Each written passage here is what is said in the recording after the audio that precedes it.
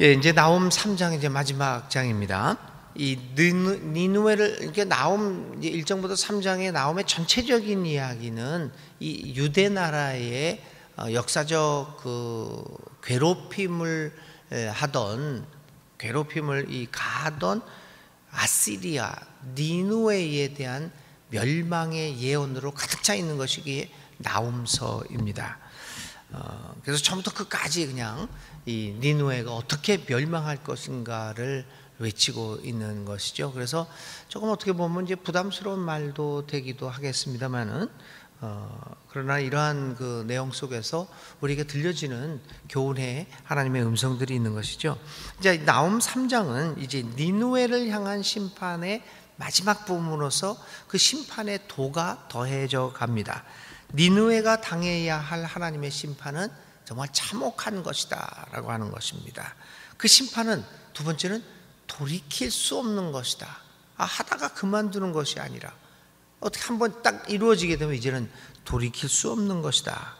그러므로 하나님의 이러한 참혹하고 돌이킬 수 없는 이런 하나님의 심판이 이르기 전에 회개하고 하나님께로 돌아와서 용서를 구하는 것이 얼마나 중요한 것인가를 우리 나홈은 어찌 보면 우리에게 그것을 요구하고 있는지도 모릅니다.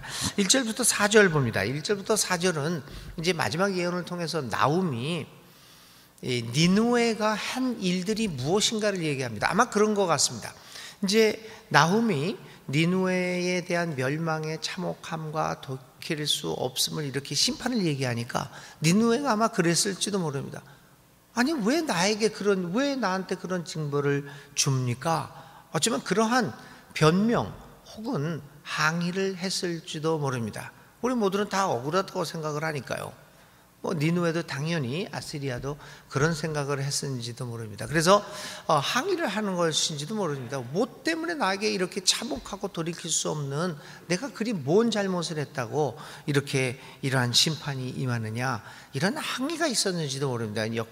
개인의 항의보다는 어떤 역사적 사건을 통해서 이루어지는 그런 일들이죠. 그런데 나홈은 여기에 대해서 분명한 어조로 얘기합니다. 이 심판은 너희가 자초한 것이다. 그러면서 1절부터 4절에 다시 한번 아시리아가 자행했던 잔인한 죄악들에 대하여 아주 시적인 표현으로 1절부터 4절을 이번에는 그래도 이 개역 번역도 그나마 시성을 살려가지고 잘 번역이 되어 있습니다. 이 어떻게 잔인하게 이 아시리아가 일을 했느냐라고 하는 것을 시를 통해서 이렇게 표현을 이제 하고 있습니다. 그래서 아시리아가 이웃 나라들에게 저질렀던 그 범죄들을 열거합니다. 그래서 특별히 2절부터 3절에 있는 3장 2절부터 3절에 있는 말씀은 아시리아 군대가 약한 이웃 나라들을 침공했을 때의 모습을 이 시적인 표현으로 보여주고 있죠. 상당히 찢어지는 듯한 말채찍 소리, 요란하게 울리는 병거 바퀴 소리, 말이 달려온다, 병거가 굴러온다, 기병대가 습격하여 온다, 칼에 불이 난다, 창은 번개처럼 번쩍인다, 떼죽음, 높게 쌓인 시체 더미, 셀 수도 없는 시체, 사람이 시체 더미에 걸려서 넘어진다. 이렇게 시적인 표현으로 아시리아가 얼마나 잔인하게 이웃 나라를 공격했는가를 이렇게 표현합니다. 얼마나 많은 무고한 사람들이 죽어갔는가, 이걸 표현하는 겁니다. 제국의 야망을, 자기의 야망을 채우기 위하여 이웃 나라 사람들의 고통은 아랑곳하지 않는 이 아시리아의 잔인한 모습을 나홈은 그대로 보여주고 있습니다. 이러한 잔인한 제국, 이웃의 고통은 전혀 생각하지 않고 자신의 야욕만을 채우기 위하여 칼에 불이 나고 창을 번개처럼 번뜩이고 떼죽음, 높게 쌓인 죽음의 이 행렬들, 이러한 것들을 행한 이러한 이웃들의 무고한 피를 흘리게 하고도 아무런 가책도 받지 않으며 오히려 자신들의 입장을 정당화하는 아시리아를 비롯한 제국들의 말로는 하나님의 심판이다 라고 하는 말이죠. 오늘 우리 지구상에서 오늘도 세계를 지배하고 있는 아시리아는 이미 우리 인류 역사에서 사라졌습니다만은 오늘 세계에서 오늘의 시점에서 오늘 세계를 지배하고 있는 이 제국들의 강대국들이 귀를 기울여 보아야 할 만한 예언서가 이 나홈이 아니겠습니까? 그러므로 이러한 잔인했던 아시리아에 대한 하나님의 심판은 당연한 것이고, 그리고 그것은 아시리아가 자초한 것이다 라는 메시지를 나홈은 이 초반부에서 이야기합니다. 이웃나라 사람들의 고통과 죽음은 제국 아시리아의 욕망으로 인한 것이고, 예언자는 이것을 강조합니다. 그래서 1절부터 4절까지는 바로 이 심판은, 참혹하고 돌이킬 수 없는 심판은 너희들이 자초한 것이다, 이렇게 나홈은 시작을 합니다. 5절부터 19절에는 이제 심판의 내용을 열거하면서 자신의 예언서를 마무리하고 있습니다. 심판의 내용은 어떤 것입니까? 그들이 저지른 죄악의 내용과 상관되어 있습니다. 첫째는 그들이 행한 죄악 그대로 되돌려 받을 것이다. 두 번째는 그들이 죄악을 개의치 않고 이루었던 모든 번영들은 한순간에 무너질 것이다. 그리고 그 파멸의 정도는 번영하던 시절에 누렸던 쾌락과는 비교할 수 없는 큰 괴로움일 것이다 라고 얘기합니다. 그래서 이제 5절부터 그 7절까지는 예를 들면 내 치마가 내 얼굴 위로 들어가서 너의 수치를 드러내겠다, 다른 사람들 수치스럽게 했던 모든 일들을 보게 되겠죠. 오물을 너에게 던져서 너를 부끄럽게 하겠다. 근데 아시리아가 얼마나 자기보다 약한 사람들을 무시하고 모욕하고 그랬습니까? 근데 이제 하나님의 심판은 그 반대로 이제 사람들이 가진 오물을 이 아시리아에게 던져서 너를 모욕 주겠다, 이렇게 얘기하고 구경거리가 되겠습니다. 근데 7절에 있어서는 더 참혹한 심판을 받습니다. 너를 보는 사람마다 니느웨가 망하였다만 누가 그를 애도하랴 하면서 너를 피하여 달아나니 너를 위로할 자들을 내가 어디에서 찾아볼 수 있겠네. 이 7절은 나홈의 핵심 중의 핵심입니다. 아시리아는 모든 나라 위에 군림하며 자신의 힘을 마음껏 자랑하고 뽐냈습니다. 그러나 이제 자랑하고 뽐내던 그 모습이 완전히 뒤바뀌어서 부끄러운 존재가 되었습니다. 더욱 비참한 것은 아시리아의 패망을 그 어느 누구도 안타까워하거나 슬퍼하지 않는다는 사람입니다. 너를 위로할 자를 네가 어디에서 찾아올 수 있겠느냐. 아시리아와 함께하는 이웃들이 하나도 없다는 것은 아시리아가 강할 때 어떤 악한 일을 했는가의 반증이 아니겠습니까? 우리는 살다가 보면 성공할 때도 있고 실패할 때도 있습니다. 성공할 때 우리 주위에는 사람들이 많이 몰려옵니다. 전화도 오고 밥도 사겠다. 그러나 인생의 과정에서 내가 궁지에 몰리고 실패했을 때 나를 찾아와서 위로하고 격려하고 힘줄 수 있는 사람이 누가 있습니까? 이 질문에 대한 답변은 여러분들 어떻게 하시겠습니까? 그것은 오늘 내가 어떤 삶을 살고 있느냐에 달려 있습니다. 저는 한 10개월, 11개월 정도 실업자로 지낸 적이 있습니다. 2000년, 2010년, 12년, 13년도에 아무 수입도 없었습니다. 그냥 무작정 교회를 그만뒀기 때문입니다. 그런데 그때 제가 아주 놀라운 경험들을 했습니다. 평상시에 그렇게 친하고 맨날 찾아와서 뭐 어쩌고저쩌고 하던 사람은 오히려 전화 한 번 없었는데 생각지도 않았던 몇몇 친구들이 전화로 와서 설교를 부탁하죠.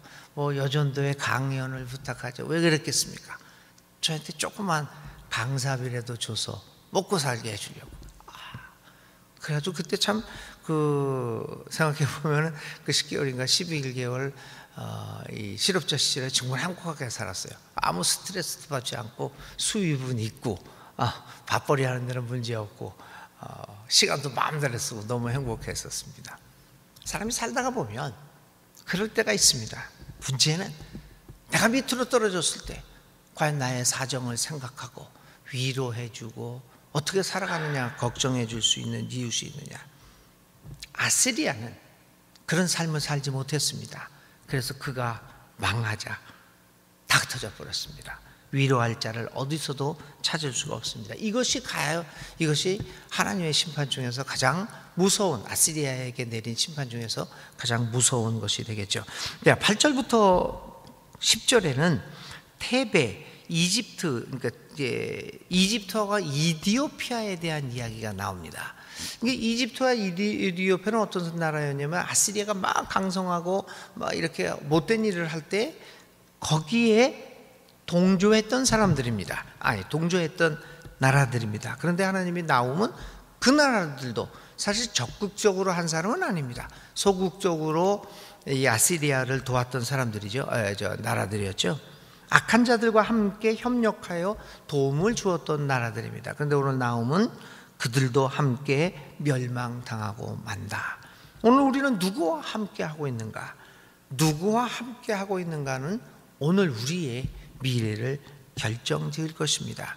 이집트와 이디오피아는 그 아시리아와 도와서 아시리아의 그 악한 일들을 할 수 있도록 도운 결과로 결국은 그러한 성읍의 주민도 잡혀가고 포로가 되는 그러한 심판을 당했습니다. 11절부터 14절에 있는 말씀은 그처럼 군사력을 자랑하던 아시리아가 더 이상 힘을 쓰지 못합니다.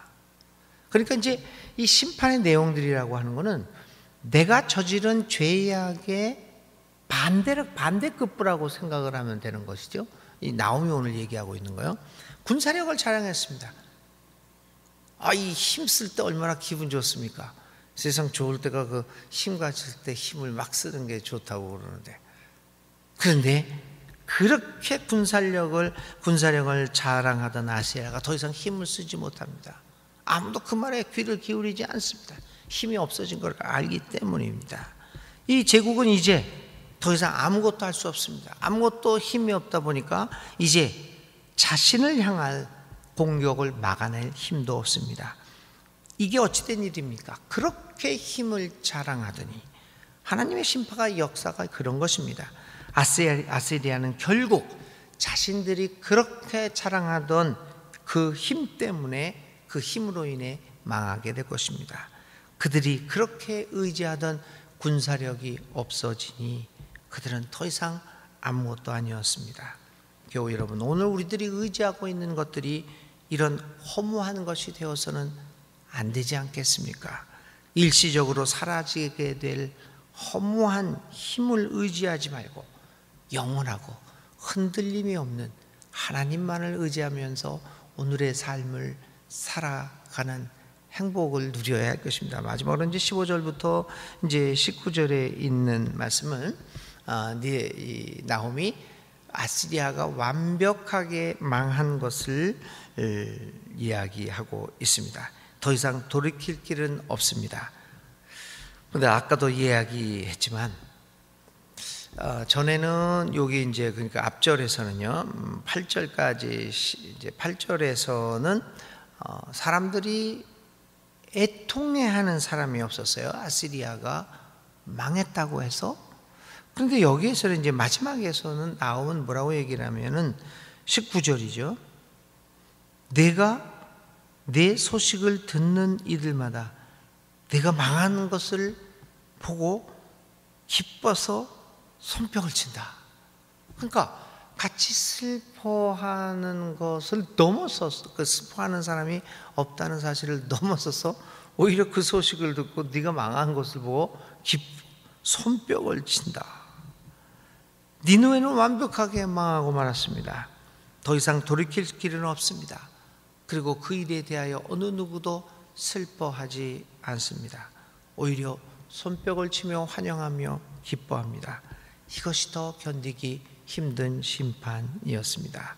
오늘 우리는 어떻게 살아가고 있는가? 오늘 우리 한국교회는 어떻게 살아가고 있는 것인가? 이 나훔은 짧은 구절들이고, 그리고 아시리아라고 하는 특정한 국가를 향한 심판의 예언이어서 어떻게 생각해 보면 우리하고 뭔 상관이 있겠는가? 이것이 기독교 신앙하고 무슨 연관이 있겠는가? 이렇게 생각할 여지가 많습니다. 그렇지만 이 아시리아의 나라를 대입해보고, 우리 교회를 대입해보고, 우리 나라를 또 세계의 제국들을 대입해서 생각해 본다면 하나님께서 우리에게 말씀하시는 메시지가 참 많은 기록이 오늘 이 나훔 예언서입니다. 오늘 우리는 어떻게 살아가고 있는가? 하나님의 심판을 생각하면서 우리의 삶을 돌아볼 수 있으면 좋겠습니다. 오늘 우리가 생각할 말씀은 하나님의 심판 앞에 선 존재입니다. 우리는 언젠가는 하나님의 심판 앞에 설 텐데 오늘의 삶을 어떻게 살 것인가? 이 생각을 하면서 오늘 하루를 묵상하며 보내시기를 바랍니다. 오늘의 기도드립니다. 하나님의 심판을 생각하며 오늘의 삶을 어떻게 살아가야 하는지를 성찰하게 하소서. 결국 오늘의 삶이 내일의 우리의 삶을 결정지음을 보면서 기도합니다. 주님, 올바르게 살겠습니다. 세상의 힘을 의지하지 않고 주님의 진리의 힘만을 의지하며 살아가겠습니다. 아시리아의 패망을 보면서 오늘 우리 이웃들을 사랑하며 살아가겠습니다. 이웃을 잃지 않는 삶을 살아가겠습니다. 주님, 나를 도와 주옵소서. 예수님의 이름으로 간절히 기도를 드립니다. 오늘의 실천입니다. 이 나훔을 끝나면서 나는 어떤 삶을 살고 있는가, 나의 이웃들은 나를 어떻게 생각하고 있을까를 한번 성찰해 보시고요. 오늘 그동안 혹시 소홀했던 이웃 한 사람이 있다면 그 한 사람을 찾아가서 서로 위로하고 격려의 말을, 사랑의 인사들을 나눌 수 있는 실천을 했으면 좋겠습니다. 주님 가르쳐 주신 기도 드립시다. 하늘에 계신 우리 아버지의 이름을 거룩하게 하시며 아버지의 나라가 오게 하시며 아버지의 뜻이 하늘에서와 같이 이 땅에서도 이루어지게 하소서. 오늘 우리에게 일용할 양식을 주시고 우리가 우리에게 잘못한 사람을 용서하여 준 것 같이 우리 죄를 용서하여 주시고 우리를 시험에 빠지지 않게 하시고 악에서 구하소서. 나라와 권능과 영광이 영원히 아버지의 것입니다. 아멘.